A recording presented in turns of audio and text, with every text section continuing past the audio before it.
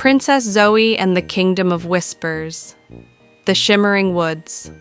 Long before, in a cozy small kingdom between the Sparkle Mountains and the Lavender Sea, there was a princess named Zoey. With her curly auburn hair always tied back into a messy bun and sneakers sticking out from underneath royal dresses, Zoey was not your average princess. She liked playing video games, peanut butter sandwiches, and racing her scooter down palace corridors.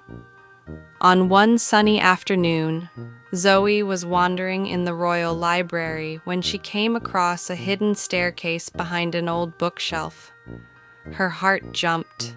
She had seen her mom, Queen Riley, advise her to keep away from forgotten places, but the smell of peppermint and mystery hung in the air, and that was much too interesting to overlook. With a flashlight and a granola bar in her hoodie pocket, Zoey moved stealthily down the creaky stairs and out into a forest full of floating lights. The trees were aglow with pink and blue, and the grass vibrated softly under her feet. "Whoa," she whispered. "This is the best thing ever." Suddenly, there was a top-hatted, rotund raccoon standing in front of us. "Stop! Who goes through the glittering forest unapproved by the Council of Creatures?" Zoey blinked. Me? Zoey? Windale Princess?" She tried to send a trembling wave. The raccoon brimmed up his hat. You may be the person we've been waiting for. Follow me, but take care about the whispering shadows. They smell fear and peanut butter." The Council of Creatures. Zoey followed the raccoon along a lit path made of laughing mushrooms. The raccoon presented himself as Sir Whiffleton McSnout, High Guardian of the Forest. They arrived at an open area where animals of all kinds were seated in a circle. An owl wearing a monocle, a frog wearing a velvet jacket, a deer wearing a collar of starstones, and so on. "Princess Zoey," Sir Whiffleton declared, "the realm of whispers is in danger." "Danger? From what?" Zoey asked, clutching her granola bar a little tighter. "The whispering shadows," said the owl gravely. "Creatures made of smoke and fear. They've escaped from the hollow caverns and are stealing color and sound from our world. Soon, everything will be gray and silent. You're the only one who can stop them," added the frog. "Me?" Zoey exclaimed.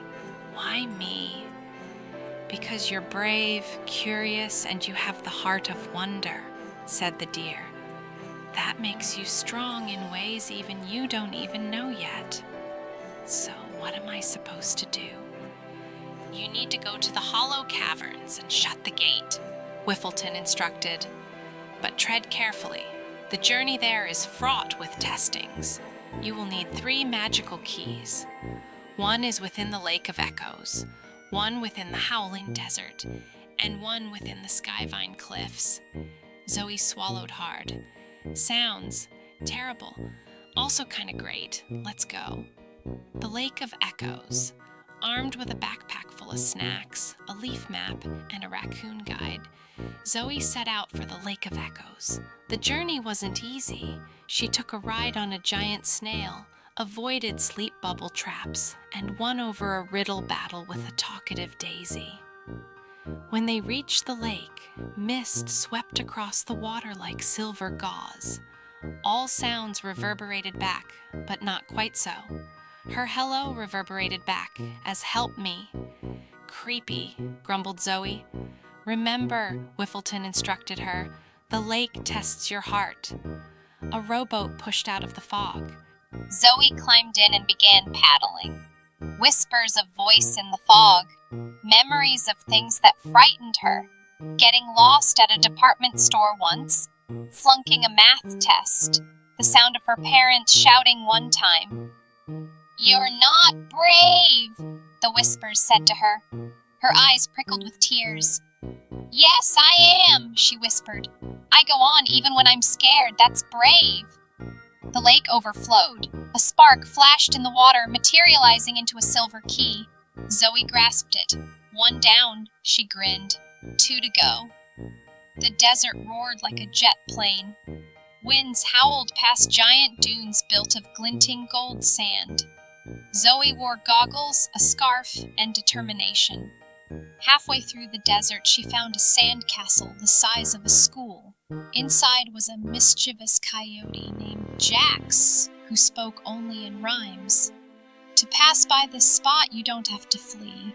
Solve my maze and you'll have the key. Ugh, grumbled Zoe. Why do I always have to solve things?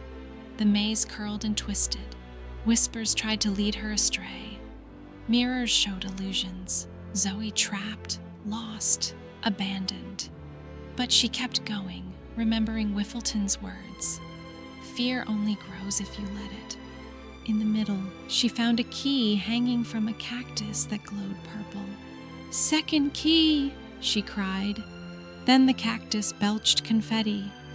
"Thanks, strange plant." The cliffs towered above the cloud level, draped in vines paved with starlight.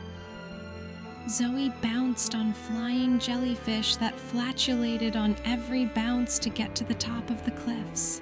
"Gross and wonderful," she guffawed, soaring into the air. At the top, she met a cloud dragon named Nimbus. He was 1,000 years old, a habitual sleepyhead, and peanuts made him wheeze. "Only those who can weather the storm within can grasp the final key," roared Nimbus. Lightning crackled in the skies. Zoe entered the cloud and was met with a storm of her deepest fears. What if I fail? What if I'm not special? What if I disappoint everyone? She wrapped her arms around herself. It's okay to be afraid. It's okay not to be perfect. I'm still enough. The storm calmed. A golden key floated into her hands. Keys in hand, Zoe entered the dark, echoing caverns. Shadows hissed and slithered. They tried to wrap around her, whispering every insecurity they could find. "No one believes in you. You're just a kid." "I believe in me," Zoe said firmly. In the middle of the cavern stood a huge gate thudding with darkness. The keys throbbed and spun into place. The gate roared, then began to close. But a shadow snapped out and grabbed Zoe's leg. "You can't go. You belong to fear." "No," she whispered, "I belong to hope." She focused on all the happy memories she had: birthday parties, warm nights, her mom's hugs. Light burst from within her chest, chasing the darkness away. The gate clanged shut. Zoe awoke in the royal library, keys in front of her, Whiffleton lying next to her, curled up into a ball. "Was it real?" she asked. Whiffleton opened and closed its eyes.